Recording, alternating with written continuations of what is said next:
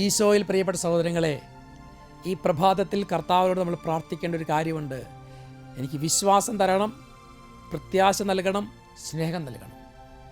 വിശ്വാസത്തോടും നമുക്ക് പ്രത്യാശയോടും കൂടെ മുമ്പോട്ട് പോകാൻ, സ്നേഹത്തോടുകൂടെ കർത്താവിനോട് പ്രാർത്ഥിക്കാൻ, കുടുംബത്തിലായിരിക്കാൻ, ഇത് മൂന്നും.